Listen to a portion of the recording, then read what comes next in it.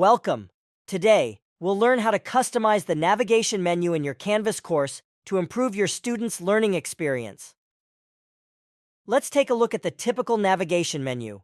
You'll usually find items like announcements, assignments, discussions, grades, and modules.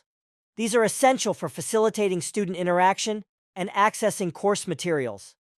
To start customizing, click on Settings, located at the bottom of your course menu. In Settings, navigate to the Navigation tab, where you'll see all available menu items.